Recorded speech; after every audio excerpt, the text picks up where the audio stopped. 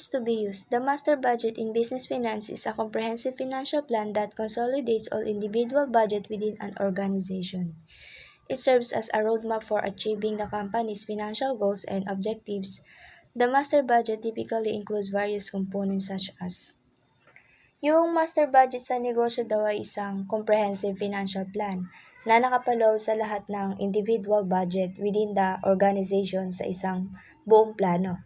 Ito yung magiging roadmap para ma-achieve yung company's financials, kasama din yung master budget.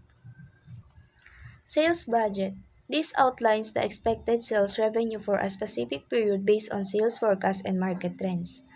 So, yung sales budget ay dito yung mga inaasang kita mula sa benta para sa isang tiyak na panahon based on sales sa benta at trends sa markets. So, dito is tumutulong ito para sa pagtatansya ng kita mula sa income. The next is expected cash collection.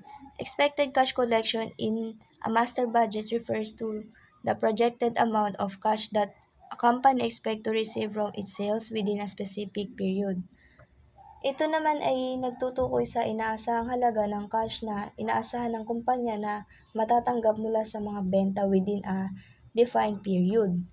Dito is tumutulong ito sa pamamahala ng cash flow at tiyaking may sapat na pondo ang kumpanya. Production budget, it details the number of units that need to be produced to meet the sales forecast and maintain adequate inventory levels.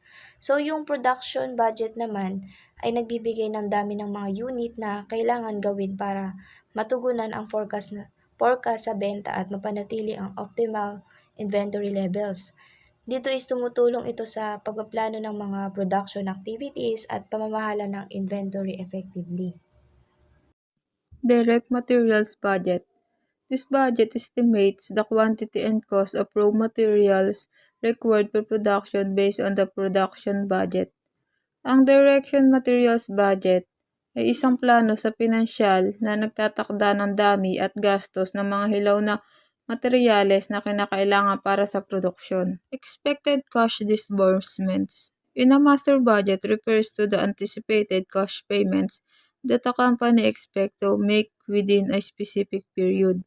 It includes various expenses such as operating costs, raw materials purchases, labor expenses, loan repayments, taxes, and other financial obligation. Ang ibig sabihin sa isang master budget, ang inaasahang cash disbursement ay tumutukoy sa inaasahang cash payments sa isang kumpanya na gawin sa isang siguradong panahon, kasama dito ang iba't ibang mga gastos tulad ng operating cost, pagbili ng raw materials, gastos sa labor, pagbabayad sa mga utang, at iba pa. Labor budget. It calculates the labor costs associated with production based on the production budget and labor rates. The direct labor budget ay isang planong pinansyal na kumukwenta o nagtutuos ng mga gastos sa labor kaugnay ng mga produksyon. Manufacturing overhead budget. This budget includes all other manufacturing costs not directly related to materials or labor, such as utilities and maintenance. Ang manufacturing overhead budget ay sumasaklaw sa lahat ng mga gastos sa pagtutuos na hindi direkta kaugnay sa materyales o labor. And administrative expenses budget. It outlines the expected costs associated with selling the products and running the administrative function of the business. Ang selling administrative expenses budget ay naglalarawan ng inaasahang gastos kaugnay sa pagbebenta ng mga produkto at pagpapatakbo ng mga administratibong gawain ng negosyo.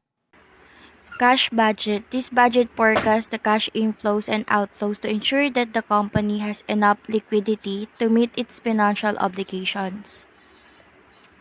So, a cash budget daw po is a financial plan that outlines expected cash inflows and outflows over a specific period, typically monthly or quarterly. It helps individuals or businesses manage their finances effectively by estimating how much money will be received and spent. So, the next is budgeted income statement. It summarizes the expected revenues, expenses, and net income for a specific period based on the other budgets. Ang budgeted income daw po ay isang financial document na nagpapakita ng inaasahang kita at gastos ng isang tao o negosyo sa isang tiyak na panahon.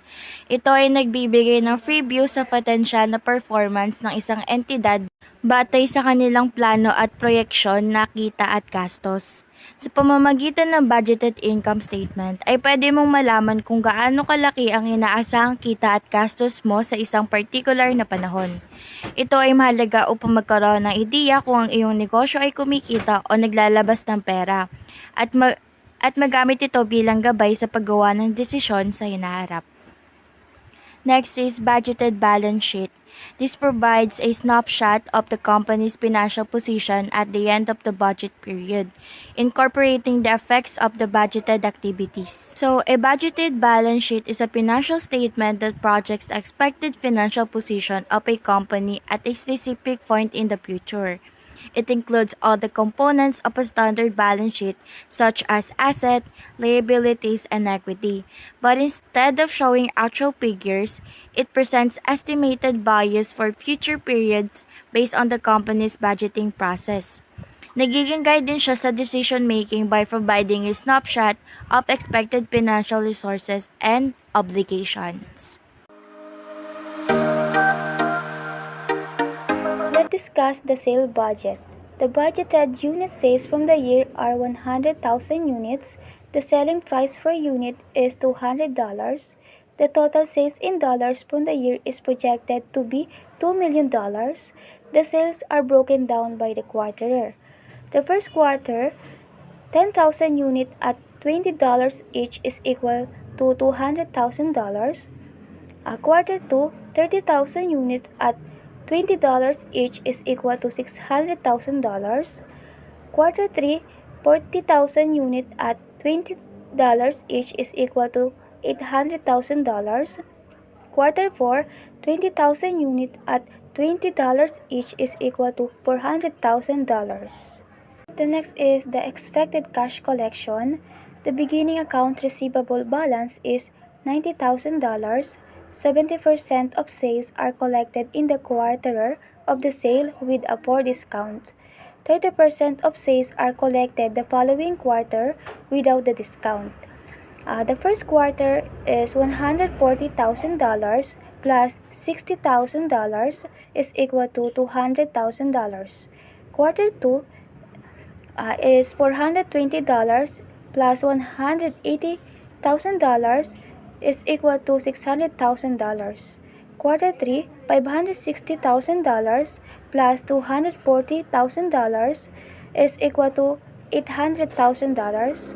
Quarter 4, $280,000, and the total expected cash collection for the year is $1,970,000. The ending account receivable balance is estimated to be $120, 30% of quarter 4 sales. The sale budget projects is $200 million in total sales for the year, with the cash collection expected to the total $1,970 over the 4 quarters. The ending account receivable balance is estimated at $120. Production budget. It details the number of units that needs to be produced to meet the sales forecast and maintain adequate inventory level. Production budget. Quarter 1, Quarter 2, Quarter 3, Quarter 4, and a total. So, paano nga ba nakuha yung budgeted sales per unit case na 10,000 sa Quarter 1, 30,000 sa Quarter 2, 40,000 sa Quarter 3, 20,000 sa Quarter 4, and a total of 100,000. At yung ending inventory na desired 20% sa Quarter 1 na 6,000, 8,000 sa Quarter 2, 4,000 sa Quarter 3, 3,000 sa Quarter 4. And total need 16,000 sa Quarter 1, 38,000 sa Quarter 2, 44,000 sa Quarter 3, 23,000 sa Quarter 4, and total of 103,000.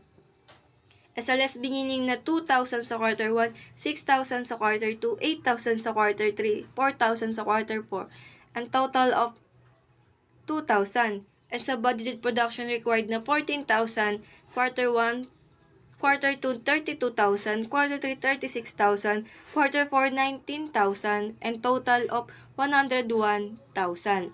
So, nakuha yan, yung 10,000 sa quarter 1 na budget sales per unit case ay nakuha sa sales budget, budgeted unit sales na sa quarter 1 na 10,000. Copy lang natin yon.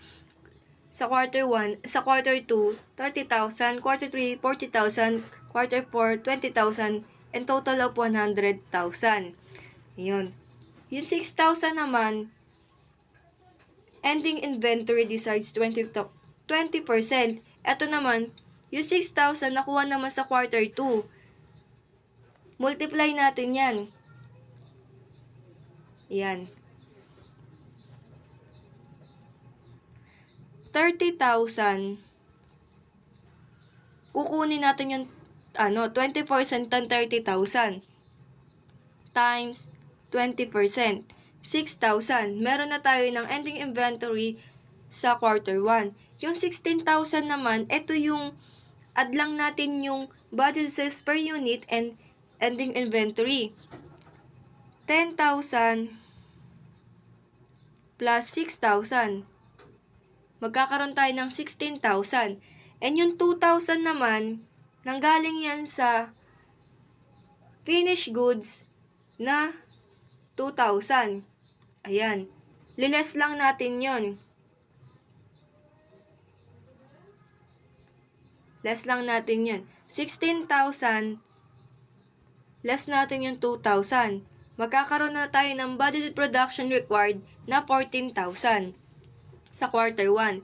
Sa quarter 2 naman, yung 30,000 galing uli sa sales budget, budgeted unit sales sa quarter 2 na 30,000. Ayan. Yung 8,000 naman, eto uli yung 20% ng 40,000. Ayan, 8,000. And then yung 38,000, ayan, plus lang natin uli 30,000 plus 8,000. Meron na tayong 38. Yung 6,000 naman, eto yung ending inventory ng quarter 1 at naging beginning inventory ng quarter 2. Minus lang natin yon. 38,000 minus 6,000. Yan. Meron na tayong budgeted production required na 32,000 sa quarter 2. Sa quarter 3 naman, 40,000. Nanggaling uli yan sa sales budget, quarter 3 ng budgeted unit sales na 40,000.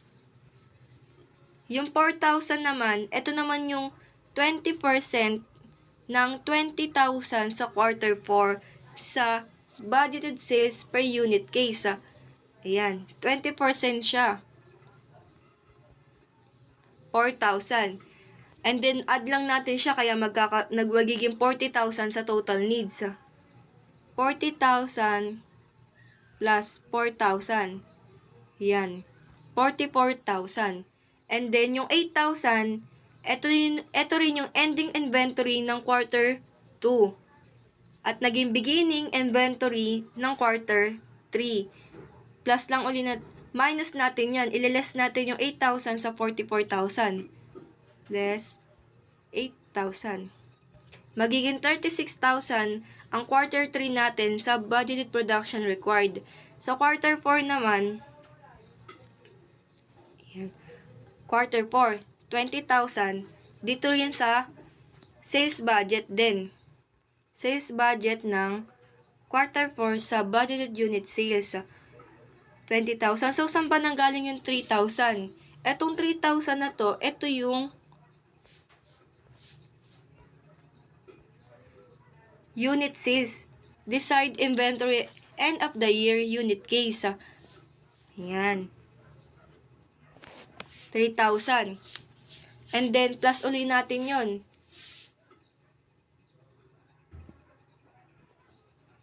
$20,000 plus 3,000. magkakaroon tayo ng 23,000. And then yung 4,000 naman, uli, ito din yung ending inventory ng quarter 3 and naging beginning inventory ng quarter 4. Ilalas din uli natin siya sa 23,000.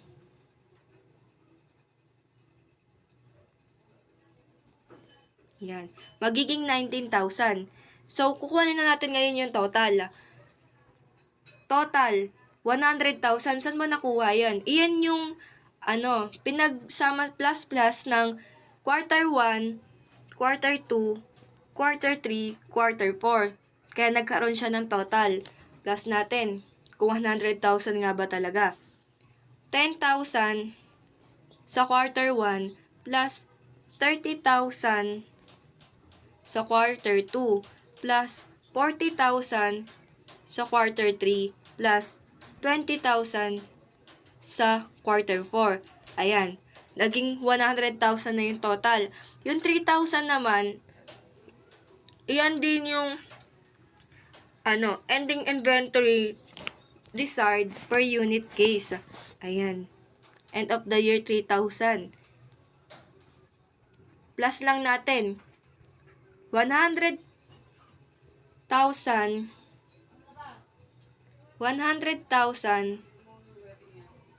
plus 3,000. Oh, mali. 100,000 plus 3,000. Magkakaroon tayo ng 103,000. Ayan. Tapos, yung 2,000 naman, ito rin yung yung sa quarter 1 na niles natin sa finished goods. Ayan. Copy lang natin siya dyan. Ayan. Tapos, less uli natin siya sa 103. Ayan. Less natin 2,000. Magkakaroon tayo ng 100,000 sa total na budgeted production required. Ayan na po yung production budget natin. Direct material budget. Production required. So, paano ba nakuha yung production required? Sa quarter 1 na 14,000, quarter 2, 32,000, quarter 3, 36,000, quarter 4, 19,000. Nakuha yan sa production budget sa budgeted production required ng quarter 1, quarter 2, quarter 3, quarter 4. Yan. Tapos yung 15 naman na LBS per unit case, eto yan. Nakuha yan sa direct material, LBS of sugar per case. Kasi kailangan natin yan para i-multiply ang production required sa mga quarter. Compute muna natin kung paano nakuha yung 210,000 para sa total raw material needed. Compute natin. 14,000 multiply natin sa 15. Yan. Meron na tayo ng total need na raw material na 210 sa quarter 1. Sa quarter 2 naman, 32,000 multiply natin sa 15. 480 yung total raw material natin sa quarter 2. Sa quarter 3 naman, 36,000 multiply natin sa 15 uli, magkakaroon tayo ng 540 sa total raw material needed. And then sa quarter 4 naman, 19,000 multiply uli natin sa 15. Magkakaroon tayo ng 285,000 para sa total raw material needed. So, bakit natin inuna yun? Inuna ko yun para malaman nyo kung saan kinumpute ang ending raw material inventory na 10%. Ayan. Sa quarter 1 naman, itong 48 na to, nakuha yan sa quarter 2 sa total raw materials needed na 480. Paano? Mumultiply natin yung 480 sa 10%. 480,000 multiply natin sa 10%. Ayan. Magkakaroon na tayo ng 48,000 para sa ending raw material inventory. Yung 258 naman sa total raw materials need. Pag-add lang natin yung 210 sa total raw material needed and ending inventory na 48. 210,000 plus 48,000. So, makakakuha tayo ng 258,000 para sa total raw material needs. Yung 21,000 naman, saan ba nanggaling to? Yung 21,000 nanggaling po yan sa raw material 21,000 dito sa balance sheets. Ayan. So, kailangan natin yung i-less. Less natin para makuha natin yung total raw material to purchase. Ayan. 258,000 less natin yung 21,000. Ayan. 237,000 na yung total raw material to purchase natin. And paano naman yung 0.20? Ayan. Yung 0.20 cost per LBS is nanggaling sa cost per LB yan. Kailangan natin i-multiply uli yung ating total raw material to purchase para makuha natin ang cost of raw materials purchase. Ayan. Total natin yan. May nakalagay na x dito, ibig sabihin yun, i-multiply natin yung 0.20. Ayan, 237,000 multiply natin 0.20, magkakaroon na tayo ng 47,000 sa total ng cost of RM purchase or raw material. Sa quarter 2 naman, same lang din yon yung gagawin natin. Di ba nakompute na natin yung 32,000, multiply na natin dito sa 15. Nakakuha na tayo ng 48,000. Yung 54,000 naman, ito yung 10% ng 540. Compute natin para sure kung tama ba yung 10%.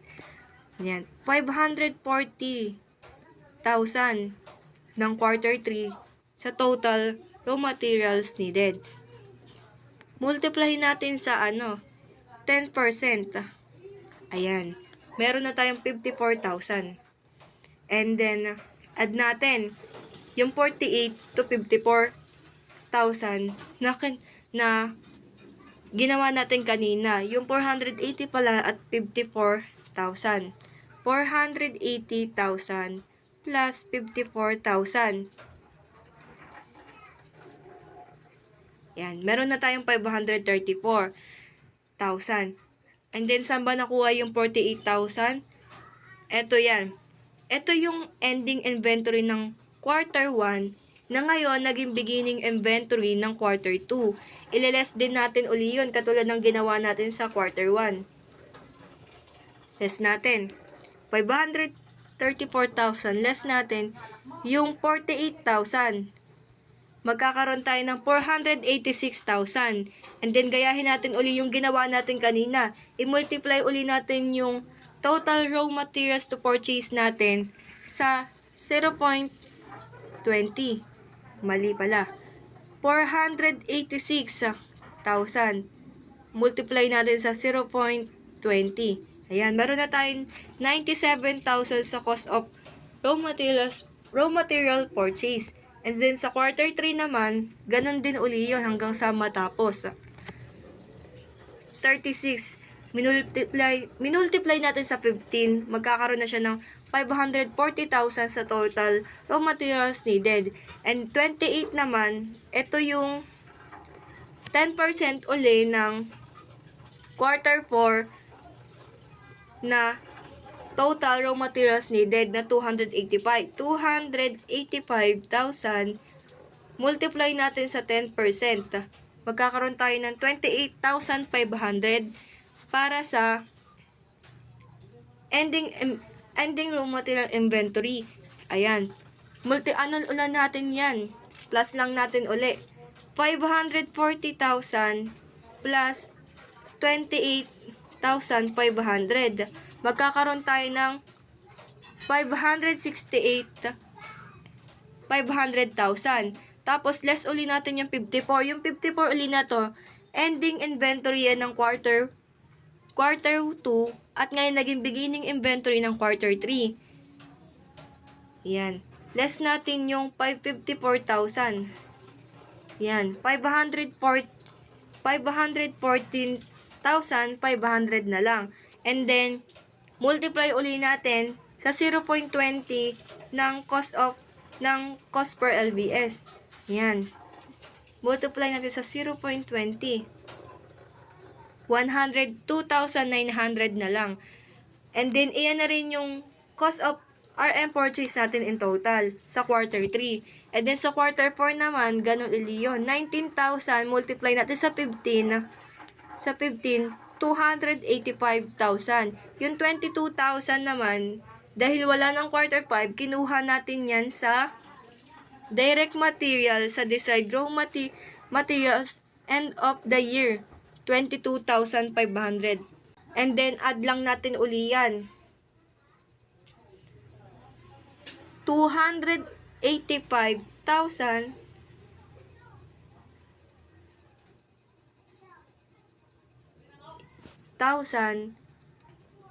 add natin yung 22,500. Yan. Magkakaroon tayo ng 307 and 500,000 sa total raw materials need. And 28,000, ito uli yung ending inventory ng quarter 3 na ngayon naging beginning inventory ng quarter 4. Ililess natin yan para makompute natin yung susunod. Yan. Less natin 28,500. Ayan. Magkakaroon tayo ng 279,000. And then, multiply uli natin sa 0.20 ng cost per LBS. Yan. 279,000 multiply 0.20. Yan. 55,800. Ayan. So, nakuha na ulit natin yung cost of RM purchase total ng quarter 4. Dito naman tayo sa total. Yung total naman, nakuha natin sa budgeted production required ng production budget, total 101. Copy lang natin yan dito para sa direct materials natin. 101,000 multiply natin sa 15. Makukuha na natin ang 1,515,000. And then, plus 22,500. Magkakaroon tayo ng 1,537,500. So, saan nga pala natin nakuha yung 22,500? Na yan, na meron din sa quarter 4.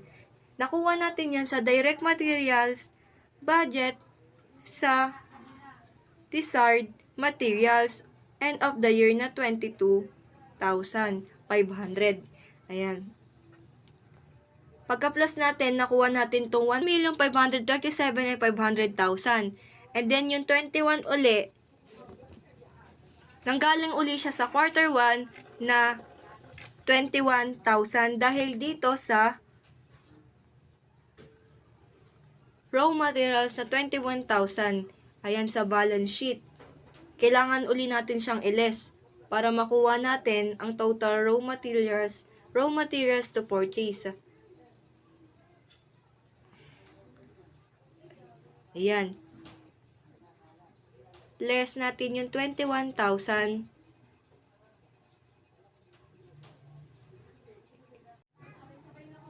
Ayan.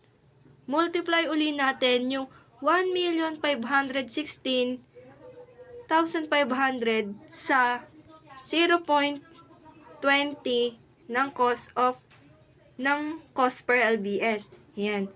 E din ang total na natin ay 303,300 para sa end of the year ng direct materials. Iyon. Alright, so what we have here is a breakdown of expected cash disbursement. This basically means the money we expect to pay out over different periods. First, let's look at the table. We have 4 quarters or 4 parts of the year. first, second, third, and fourth. Then, we have our expenses or purchases for each quarter.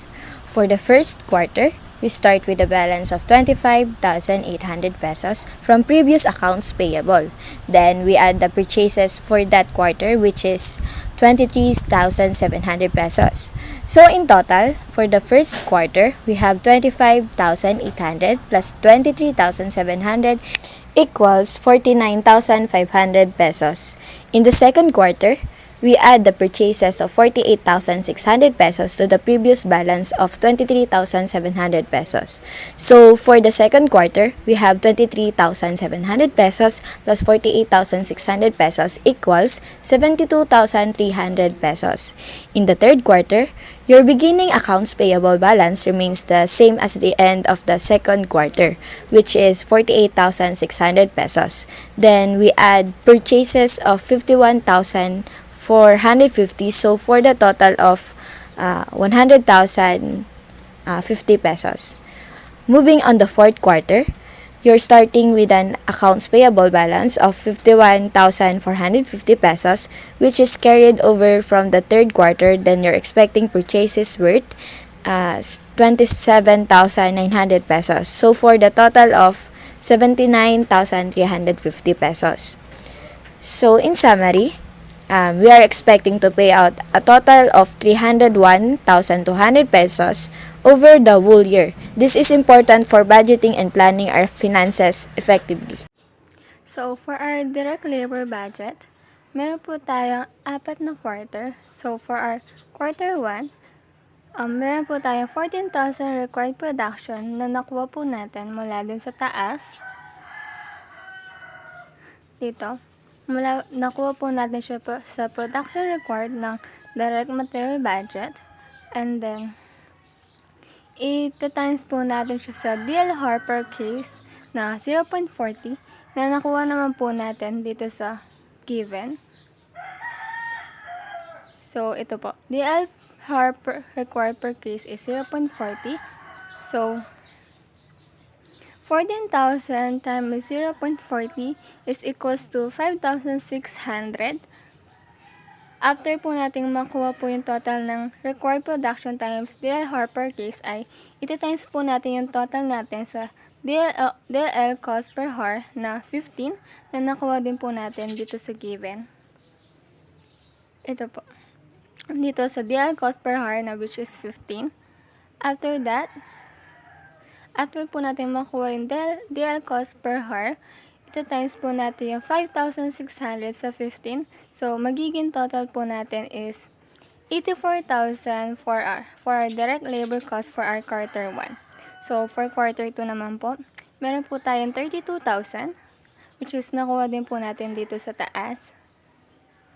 Sa production required natin sa direct material budget. After that, ito times po ulit natin siya sa DL Harper case na 0.40. This equals to 12,800.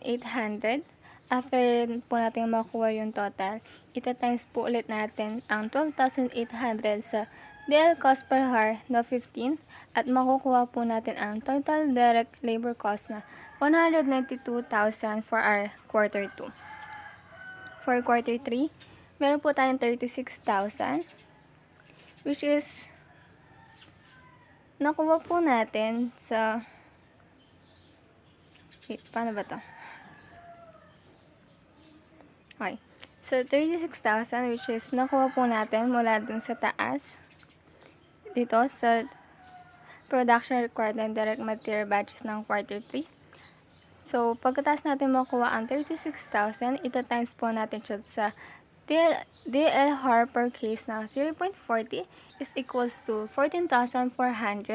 After po natin makuha yung total na 14,400, i-times po ulit natin siya sa DL cost per hour na 15. Ang makukuha po natin na total sa direct labor cost na 43 is 216,000. So, for our quarter 4, meron po tayong 19,000 which is kaya lang po ng quarter 1 to quarter 3. Kukunin lang din po natin siya mula sa taas sa quarter 4, which is 19,000 ng production required sa direct material budget. After that po is ita-times po natin siya sa 0.40 na DL-HAR per case natin. So, equals 19,000 times 0.40 is equals to 7,600. After natin makuha yung total, ita-times po natin ang 7,600 natin sa DL cost per HAR, which is 15. So, 7,600 times 15 is equals to 114,000. So, for our total po, so, ito pong 101 is nakuha lang din po natin siya mula dito sa taas. So, after that, ita-times ulit po natin siya sa 0.40 na DL-HAR per case natin. So, makukuha po natin total ay 40,400. After makuha ang total, kukunin po natin, ita-times po ulit natin ito sa DL cost per HAR na 15. So, 40,400 times 15 is equals to 606,000. So, for our manufacturing overhead budget po, kagaya lang po ng sa una, sa quarter 1 po natin, meron tayong 5,600 for budgeted direct labor HAR na nakuha po natin mula dito sa total na nakuha natin sa required production times DL-HAR per case. So, 5,000 is times variable MOH rate, which is 4, na nakuha naman po natin dito sa given. Ito po, sa variable MOH, which is 4. So, 5,600 times 4, which is variable MOH rate natin is equals to 22,400. After po natin makuha ang total ng VMOH natin, i-add po natin yung fixed MOH natin, which is 60,600 na nakuha po natin din sa given, which is this fixed MOH po. After natin makuha yon, so 22,400 plus 60,600 is equals to 83,000. After po natin makuha yung total na naman ng MOH natin, ang 83,000 ay ima-minus po natin ng 15,000 dahil sa depreciation natin, which is depreciation is 15,000 na nakuha din po natin here. So, depreciation per quarter is 15,000. So, 83,000 minus 15,000 is equals to cash budget for MOH is 68,000 for our quarter 1. Quarter 2 naman po is, meron po tayong 12,800 na budgeted direct labor HAR, which is nakuha naman po natin dito sa taas, dito sa total. Times 4, which is variable MOH rate natin, which is 12,800 times 4 is equals to 51,200. After po na makuha ang total, i-add po natin yung fixed MOH natin, which is 60,600. So, 51,200 plus 60,600 ay equals to 111,800. After makuha ang total MOH po natin, maglalas po tayo ng 15,000 for depreciation. So, 11,800 minus 15,000 is equals to 96,800 for quarter 2. Quarter 3 naman po, meron po tayong 14,400 which is nakuha po natin dito sa taas. Sa total ng required production and times DL-HAR per case ng quarter 3. So, 14,400 times variable MOH rate, which is 4. So, 14,000 times 4 is equals to 57,600. After natin makuha yung 57,600, i-add po natin yung 60,600, which is our fixed MOH. So, 57,600 plus 60,600 is equals to 118,200. So, pagkatapos natin makuha yung total MOH natin, ma-minus po tayo ng 15,000 ng depreciation. So, 118,200 minus 15,000 is equals to 103,200 for quarter 3. So, quarter 4 po, meron po tayong 7,600 which is nakuha po ulit natin dito sa total, sa taas. So, ibababa lang po natin siya. 7,600 times variable MOH rate, which is 4. So 7,600 times 4 is equals to 30,400. Pagkatapos natin makuha ang total VMOH natin, mag-a-add po tayo ng 60,600 na fixed MOH natin. So 30,400 plus 60,600 is equals to 91,000. So after makuha ang total MOH natin, magbabawas po tayo ng 15,000 na depreciation. So 91,000 minus 15,000 is equals to 76,000 for our quarter 4. So, for total naman po, so total is 40,400, which is nakuha po natin dito sa taas, ibababa lang din po natin. 40,400 times variable MOH rate, which is 4. So, 40,400 times 4 is equals to 161,600 na total. After natin makuha ang total ng 161,600, mag-a-add po tayo ng 242,400 na nakuha po natin by adding 60,600 by 4 times. So, 60,600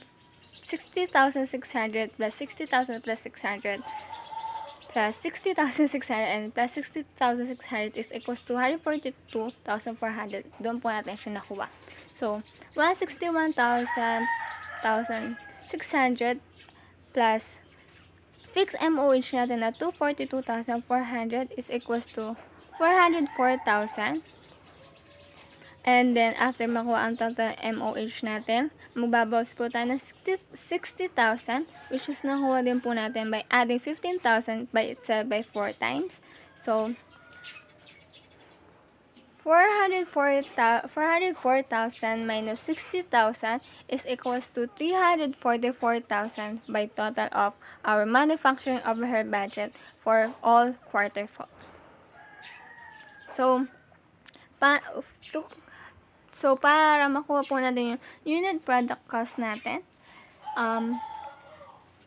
una is DM unit times cost, which is 15 LBS times 0.20 is equals to 3. DLHR unit times cost, which is 0.40 times 15 is equals to 6. And MOH natin na 4 per unit, na gagawin lang din po natin, susulat lang din natin ang 4. So, i-add po natin yung lahat na naging total natin sa DM unit cost, which is 3, DLHR unit times cost, which is 6, MOH 4 per unit po is 4. So, 3 plus 6 plus 4 is 13. So, lahat po ng unit cost na nakuha natin ay 13. Selling and administrative budget. Ito yung tumutukoy sa inaasahang expenses na para sa pagbebenta ng kanilang product. Ito din ang tumutukoy sa administrative activities ng isang business. Under ng selling and administrative budget is ang una ay yung budgeted sales. Budgeted sales, ito yung expected revenue from selling products, including costs and expenses associated with sales and administrative activities of the business. Variable selling and administrative. Variable selling and administrative, it refers to variable costs incurred for selling and administrative expenses associated with each case of product sold. Variable selling and administrative expense are costs that change based on the levels of sales or production of a business.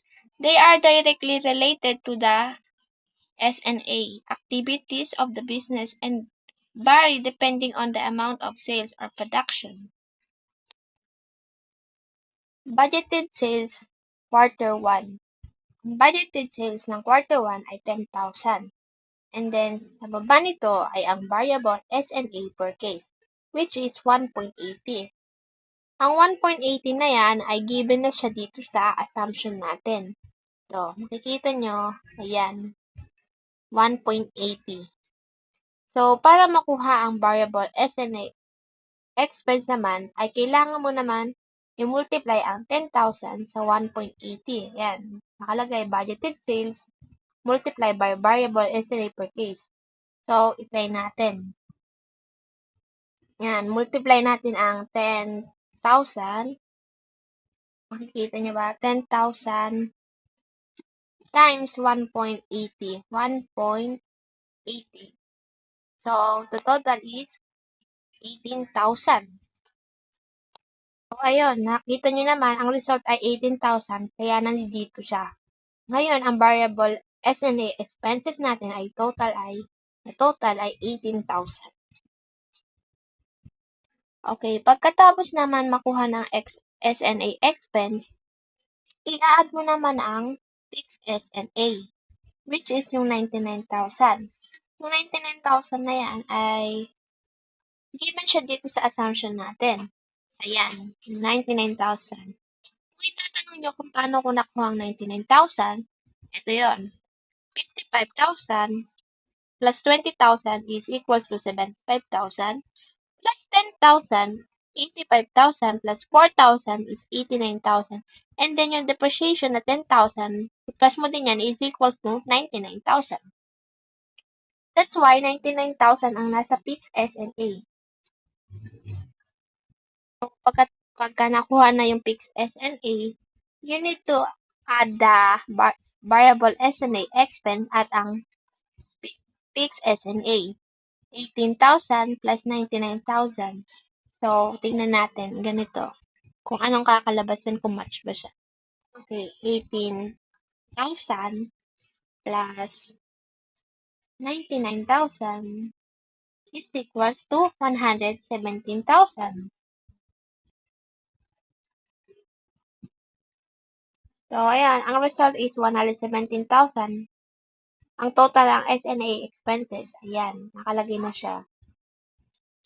And then, kailangan mo naman daw i-less ang depreciation. Ang depreciation ay, nandito siya sa assumptions. Given siya. Ayan, 10,000. So, 117,000 minus 10,000 is equals to 107,000. S&A cash budget for the quarter 1 is 107,000. 107,000. So, ayun naman, dadako naman tayo sa quarter 2. Ang budgeted sales ng quarter 2 ay 30,000. So, kung ano naman ang ginawa nyo nung quarter 1, ganoon lang din ang gagawin sa quarter 2. So, 30,000 multiplied by 1.80 is equals to 54,000. 54,000 plus 99,000 na fixed is equals to 153,000. Less the depreciation, the total of the S&A cash budget for the quarter 2 is 143,000. And then, sa quarter 3 naman is, ganun din ang gagawin. Ang budgeted sales ng quarter 3 ay 40,000. Multiply by 1.80 is equals to 72,000. Plus, the 99,000 is equals to 171,000. Minus the depreciation, 171,000 minus 10,000 is equals to 161,000. The total S&A cash budget for the quarter 3 is 161,000. Sa quarter 4 naman, ang budgeted sales ay 20,000 multiplied by 1.80 equals to 36,000. 36,000 plus 99,000 is equals to 135,000 minus the depreciation, 10,000. The total S&A cash budget for the quarter 4 is 125,000. So, doon na tayo sa total. Mula quarter 1 to quarter 4. Ang total budgeted sales na for the whole year is equals to 100,000. Kung paano nakuha ang 100,000 ay pinag-add mo lang ang quarter 1 to quarter 4 na budgeted sales. 10,000 plus 30,000 is equals to 40,000 plus 40,000 ulit is equals to 80,000 plus 20,000. The total is 100,000. Then, copy mo lang din ulit itong 1.80 na variable estimate per cost. So, maaari mo din dalawang beses mo itong pwedeng makuha ang sagot. Pwede nyo siyang ipag-add yung mula quarter 1 hanggang quarter 4, makukuha mo din yung sagot na total. At pwede mo din naman na pag-multiplyin lang din tong dalawa para mas madali. Kasi 180,000 lang din ang total. So, ayun nga, di ba? 100,000. Times mo lang din siya sa 1.80. 1.80 ay ganun din ang makukuha mong sagot, 180,000. So, ngayon naman, para makuha natin ang total S&A expenses for the whole year, add mo lang itong dalawang to. 180,000 plus 396,000 is equals to 576,000. Total S&A expenses for the whole year. Less mo lang yung depreciation, 40,000. Bakit 40,000? Kasi pinag-plus-plus mo lang din ng quarter 1 to quarter 4. Kaya naging 40,000. 576,000 minus 40,000 is equals to 536,000. S&A cash budget for the whole year. The selling and administrative cash budget for the whole year is equals to 536,000. So, I hope ay naintindihan nyo na ang paano makuha ang S&A cash budget. Ngayon naman ay ang cash budget. Sa quarter 1, ang beginning balance ng quarter 1 ay 42,500. Nakikita niyo siya, color purple siya. It means nandito siya sa assumptions. Nasa balance sheet talaga ang beginning balance. Ito yung 42,500. Under ng beginning balance ay ang collections. Ano nga ba tong collections? Saan to makikita? Bakit 230,000 ang nasa quarter 1? So, ito yan. So, ayan nga. Ito, dito nakuha ang nakuha ang collections. Ang collections ng quarter 1 ay 230,000. Kung paano is, pinag-add lang tong dalawa na rin. Yung beginning account receivable tsaka yung first quarter sales. Kaya 230,000 ang nandun sa collection. So, sabi dito, ilas naman daw natin ang disbursement. Ang disbursement ay ito, direct material, direct labor, manufacturing OH, selling and admin expenses, purchase of equipment, dividends. So, if nagwa-wonder kayo kung saan to nakuha ang 49,500, ay dito yan. Sa expected cash disbursement under direct material budget. So, ito ang cash disbursement ng quarter 1, 49,500. Which is, nakita nyo siya dito. Yan, 49,500. Din ang direct labor. Ang direct labor ay, dito din siya. Kinuha lang din sa taas. Which is, ayan, 84,000 ang direct labor.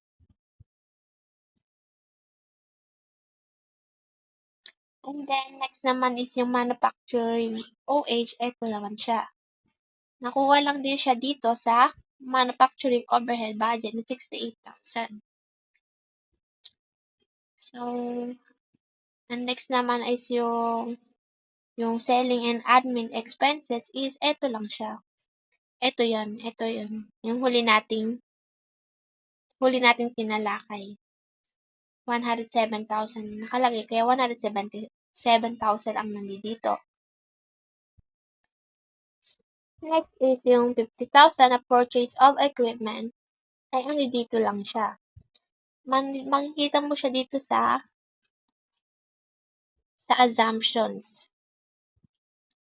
Yan. Kita na first quarter ay nagkaroon ng purchase ng equipment na 50,000 pesos. Yan. Nandiyan lang siya. Yan. So, yung 8,000 na dividends ay nandito lang din siya sa assumption. Given na siya. Ayan, 8,000 dividends. Dividends, 8,000. So, pagkatapos nakuha ng lahat ng ito, kumbaga kasi ang cash budget nung nandito, ito yung parang summary ng mga nauna natin ng discussion ng master budget. Unang part, ito yung mga summary na nila. So, ang huli natin is yung dividends, 8,000. So, paano nga ba nakuha tong 94,000 na less deficiency? Ganito yan. Yung 42,500 ay pinag-plus. 42,500 ay pinag-plus. Kaya tingnan natin. Add natin 42,500 plus 230,000 na collection ng first quarter is equals to 272,500. So, nakita nyo kanina, ang total ay 272,500.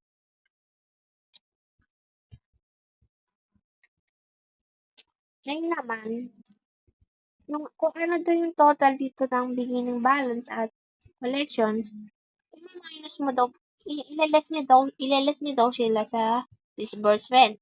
So, 272,500 minus 49,500, 84,000, 68,000, 107,000, 50,000, and 8,000. Diba, yung total nitong dalawang to ay kailangan mong ibawas dito, i-minus itong mga disbursement kasi mga ano yan eh. So, ganito, papakita ko. So, ulitin natin, yung 42,500, ang total ay 42,500 plus 230,000 is equals to 272,500. Diba, ang sabi, i-less natin lahat ng disbursement. So, ito, i-less natin ang unang-una is yung 49,500 minus 84,000 minus 68,000 minus 107,000 minus 50,000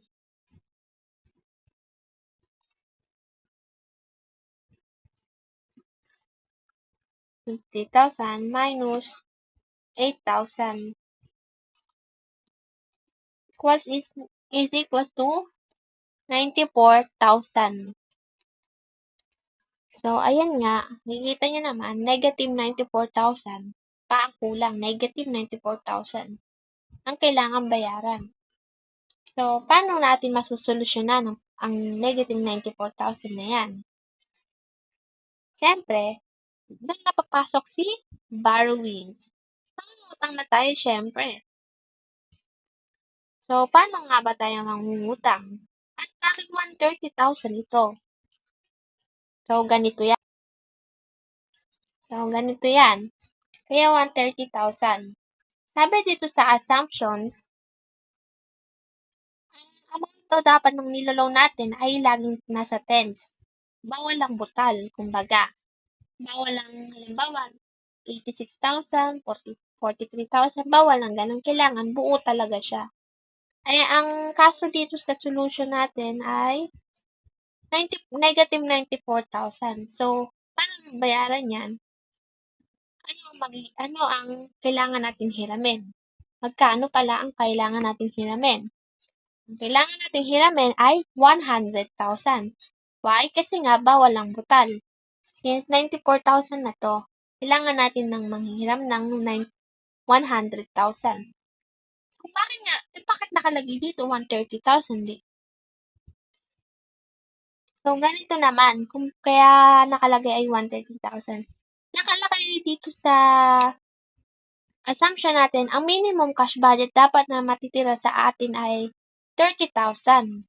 Kailangan, mayroon tayong laging 30,000 na hawak.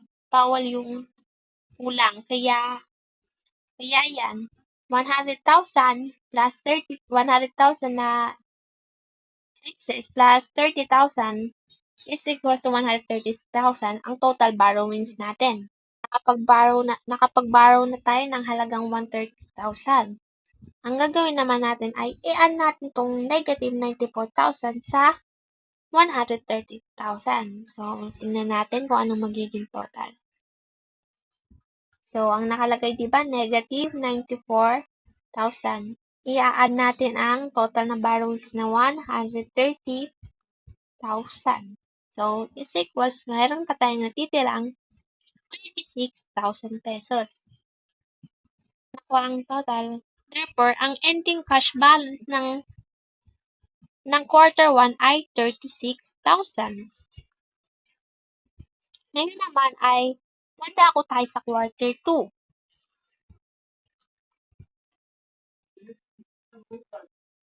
Kung ang beginning balance ng quarter 1 ay given siya sa assumption natin na 42,500, ano naman ang quarter 2?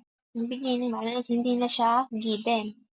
Kukuhanin natin ang beginning balance ng quarter 2 mula sa ending balance ng quarter 1. Therefore, yung 36,000 ay napunta dito para maging isang beginning balance ng quarter 2. Tapos, ganoon lang din gagawin. Collections lang din. Yung collections niya ay for 80,000 which is nakuha dito. Ayan. Ang cash collections ng quarter 2 ay for 80,000. Ayun ang nakalagay dito. And then, ganun lang din gagawin sa may quarter 1. Katulad lang din ng quarter 1 ang gagawin sa quarter 2. Ilalas mo lang din yung direct material, yung mga disbursement. So, nasabi ko naman sa inyo na ito ay makikita nyo to sa taas. Given na to sa taas, makikita nyo na lang siya. Dito sa mga, kung maka-analyze nilang maigi, parang ito yung summary.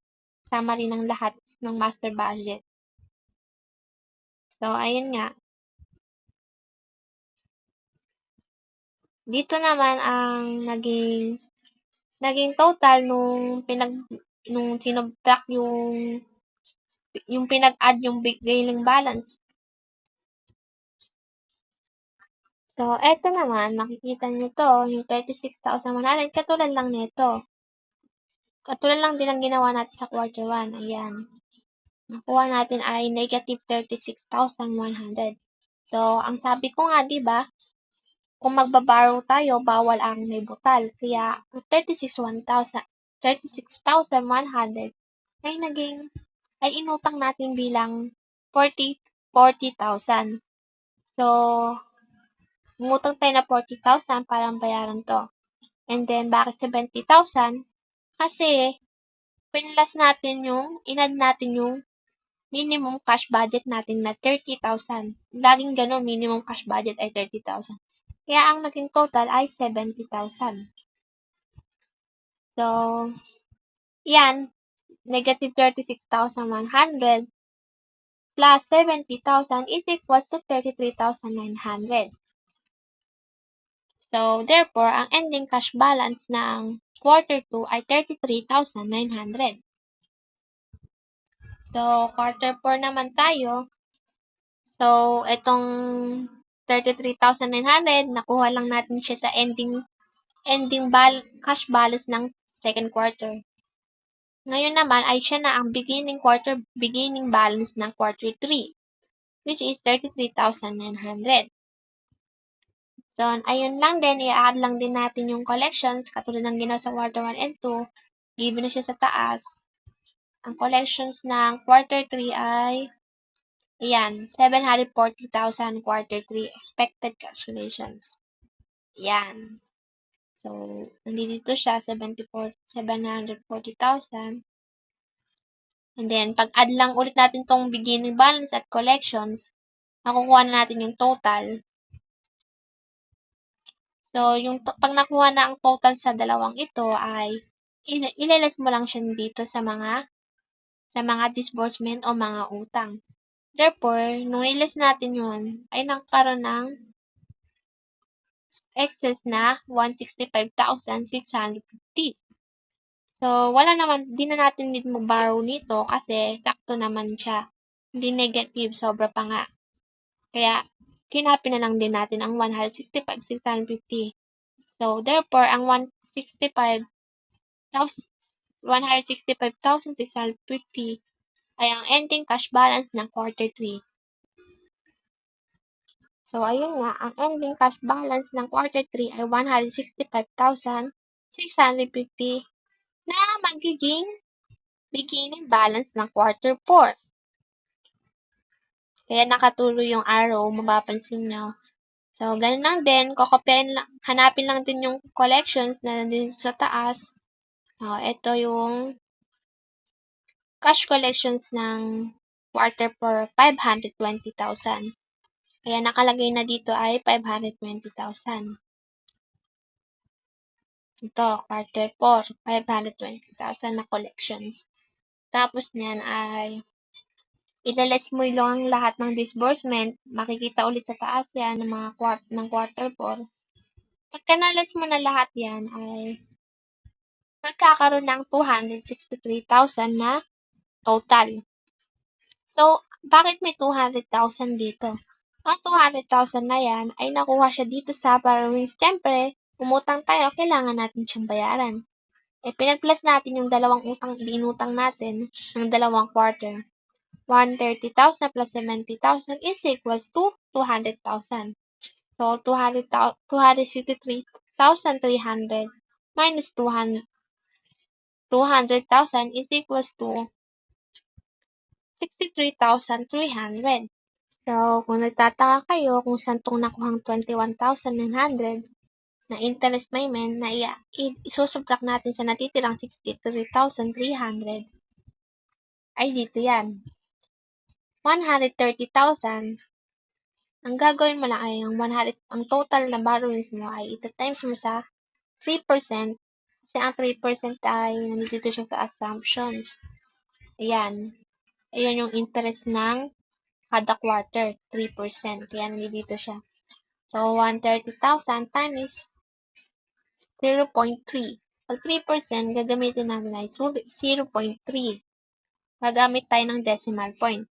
130,000 times 0.3 times 4 quarters. Kaso, hindi 4 quarters ang gagamitin natin yan. Kasi gagamit tayo ng decimal points ulit yan. Kasi parang percent lang yan. Times 0.4. So, tingnan natin. So, 130,000 na total ng borrowings. Ita-times natin sa percent per quarter na 0.3. Diba 3%? Kaso gagamit tayo ng decimal point kaya 0.3. So, ang total is 39,000. Tapos, ita-times natin yung 4 na quarter pa. 4 kasi quarter kaya 4 na percent. 0.4 ang gagamitin. Therefore, makukuha ang 15,600. So, ayun, nakita nyo naman ang total ay 15,600. Ang interest nung una natin inutang. Next naman is yung pangalawang utang natin, 70,000. Ganun lang din ang gagawin. 70,000 times 0.3 times 0.3. Therefore, makukuha mo ay 6,300 pesos ang tubo or interest ng pangalawang utang natin. So, total, pagpa-add lang natin yung dalawang yan, 15,600 plus 6,300 is equals to 21,900. Kaya, diyan nanggaling ang 21,900 na nandito sa quarter 4. Kasi kailangan natin bayaran lahat ng utang. So, 63,300 na natitira ay i-minus sa 21,900 ay ang total ay 41,400. Therefore, ang ending cash balance ng fourth quarter ay 41,400 pesos. So, ayan na ang total. Dito na tayo sa total cash budget for the whole year. So, dito, kita nyo naman, ang beginning balance natin ay 42,500. Ang collections natin ay nagkakahalaga ng 1,970,000. Kung paano nakuha yan, ay pinag-add lang din ang apat na quarter. Ang apat na quarter ng collections. Kaya nakuha ang 1,970,000. Ganun lang din dito sa 301. Ganun lang din ang ginawa dito sa disbursement. Pinag-a-add ng lahat. Mula first quarter hanggang fourth quarter ay pinag-a-add para makuha ang total.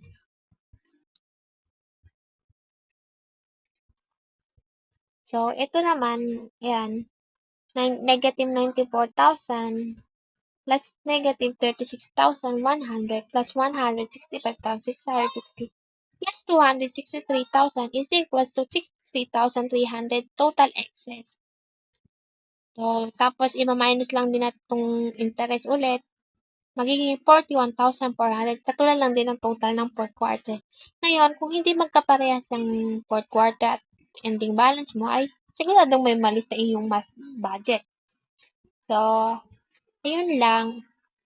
Sana ay may naintindihan kayo sa aming lesson. Nawa po ay ma-apply nyo to sa inyong pag-aaral. Thank you po.